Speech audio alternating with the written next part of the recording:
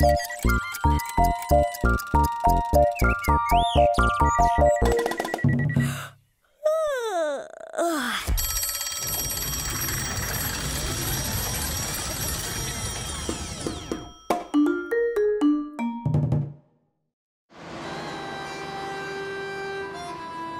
petit matin sur l'Égypte. Un petit matin sur le Caire. Bienvenue dans la capitale millénaire et surdimensionnée de l'un des pays les plus peuplés du Moyen-Orient.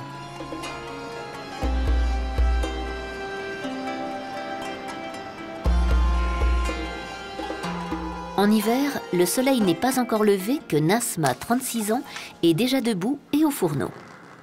Dans cette famille de la petite bourgeoisie, Nasma a préféré abandonner il y a quelques années son métier de journaliste pour s'occuper de ses enfants qui dorment encore.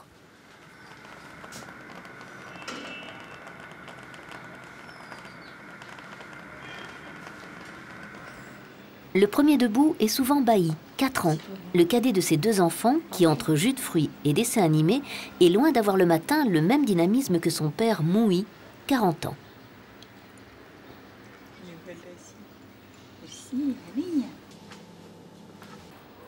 À peine debout, celui-ci fait régulièrement sa gym du matin.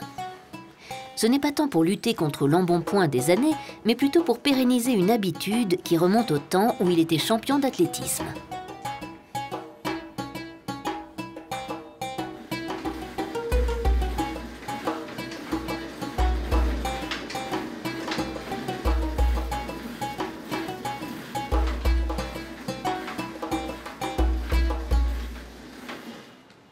Chaque matin, Nasma réveille sa fille Nadjam, 9 ans, avec un verre de lait. Nadjam a plutôt du mal à émerger à ces heures indues. Heureusement, en famille, on reste plutôt silencieux le matin. Et Nasma laisse toujours quelques minutes à sa fille pour sortir du brouillard.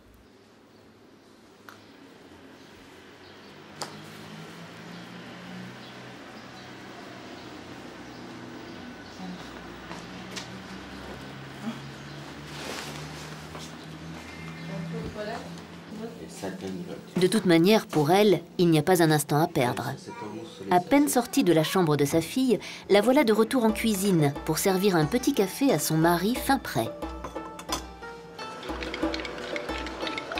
Le café est un élément clé de la vie sociale kérote. À la maison comme à l'extérieur, il marque les moments de la journée. Préparé à la turque, awa turki, comme souvent dans le Moyen-Orient, et mélangé avec de la cardamome, il est aussi parfois chauffé dans du sable pour mieux diffuser la chaleur. Les cafés les plus prestigieux au goût égyptien sont ceux originaires du Yémen, d'Éthiopie et de Colombie.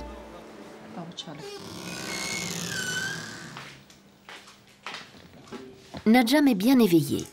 L'heure pour elle d'une toilette de chat, mais avec lavage de pieds et des oreilles, pour complaire avec le rituel des ablutions religieuses. Car après la toilette, viendra la prière.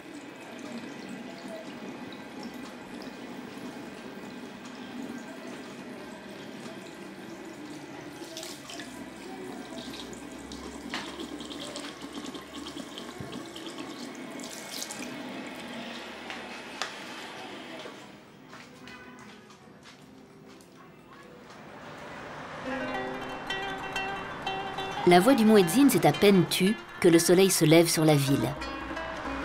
Une cohue étrange où se mêlent passé et présent, présent et futur, anime les rues et les ponts qui franchissent les rives du Nil.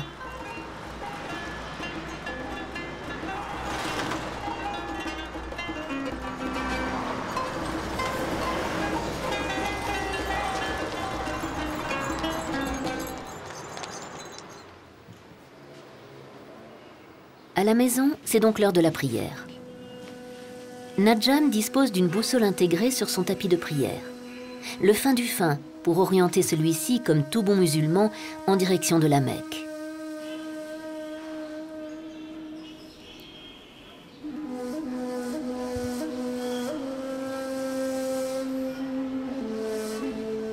Mais si la famille est musulmane, et si Nadjam fait sa prière chaque matin, ce n'est pas pour autant dire qu'elle est fondamentaliste, bien loin de là. À l'image de l'école choisie pour leur enfant et dont la petite revêt maintenant l'uniforme, une école privée catholique.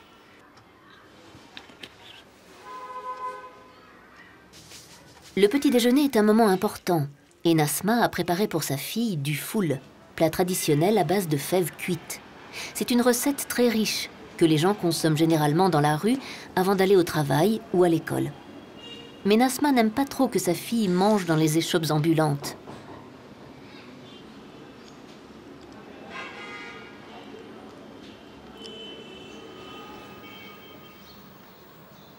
Bahi n'est pas vraiment autonome et son père doit l'aider à s'habiller.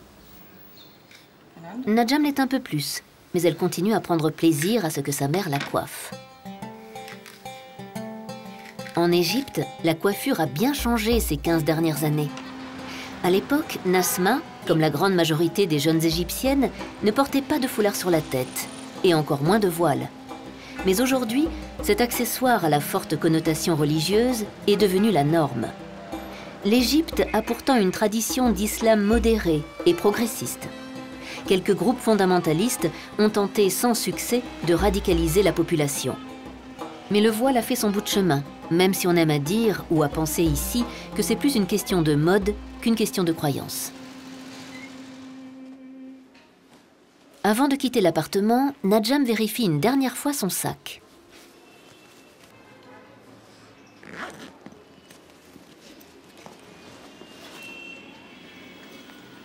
Sa mère donne des sirops vitaminés pour fortifier les enfants en ce début d'hiver.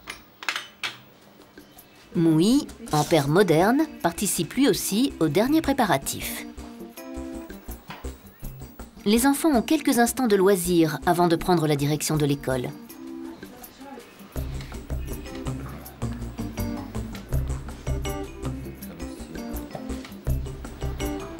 Mais Najam doit rapidement interrompre la partie de cartes pour aider sa mère et faire la vaisselle du petit déjeuner.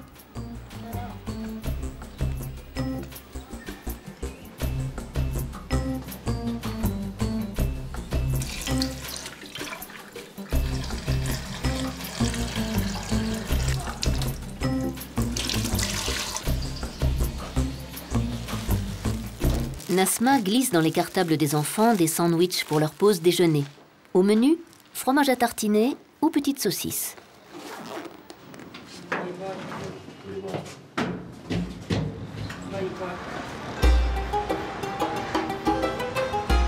Le soleil grimpe doucement sur l'horizon, donnant au vieux building des airs futuristes. Dans les rues, les éboueurs sont au travail et ramassent tant bien que mal des détritus abandonnés çà et là. Ici, le tri sélectif est naturellement effectué par les récupérateurs de matériaux. Les premières boutiques ouvrent, les petits commerces entament leur journée. C'est l'heure où les enfants partent pour l'école, accompagnés par leur père. Les rituels du matin s'achèvent par un au revoir depuis le balcon, avant de grimper en voiture. Si les intérieurs des immeubles sont coquets, les parties communes sont généralement très délabrées.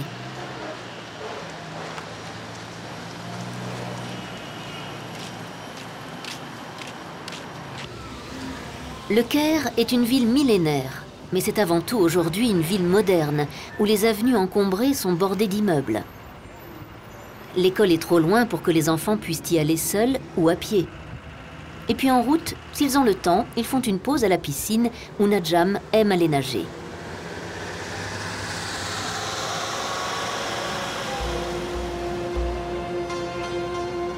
Séparant la ville en deux, le Nil reste l'axe principal du pays. La tranquillité du fleuve contraste avec l'agitation de la ville. Comme au temps des pharaons, il est à la fois fleuve nourricier et axe de transport.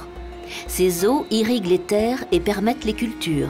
Ces eaux portent les felouks qui, grâce au vent dans un sens et au courant dans l'autre, peuvent le parcourir facilement du nord au sud et du sud au nord.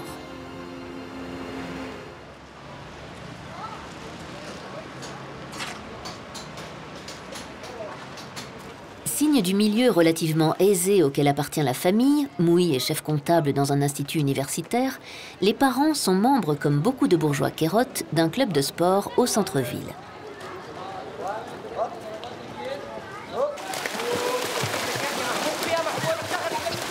Cette appartenance, au-delà des installations sportives à laquelle elle donne accès, est d'abord un marqueur social fort.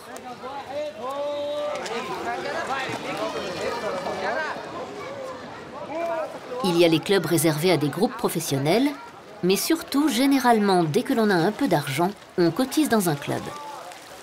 Et plus le club est cher, plus il marque que l'on appartient à l'élite du pays.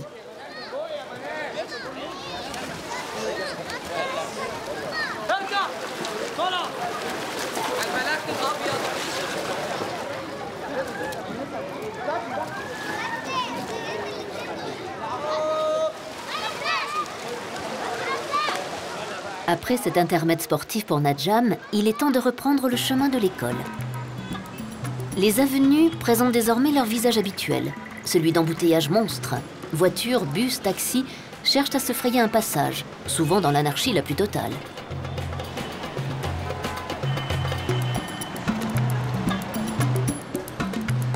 À bord du véhicule familial, les longs moments d'attente laissent à Najam quelques instants pour réviser une dernière fois ses leçons.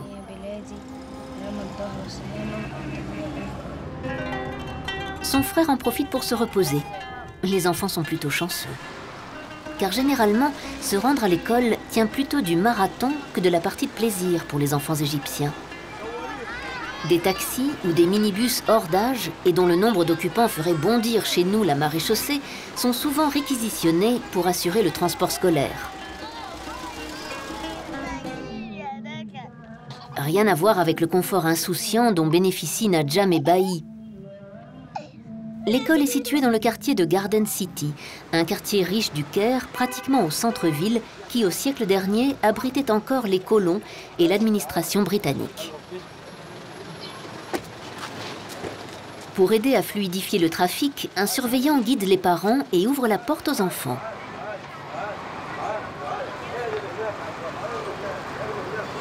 La Mère de Dieu, c'est le nom de cette institution. Une école religieuse catholique francophone réservée aux filles. Un paradoxe pour une égyptienne musulmane? Non, car dans le pays, l'enseignement privé religieux est bien meilleur que l'enseignement public. Les écoles sont mieux organisées, mieux tenues, et l'enseignement est de meilleure qualité.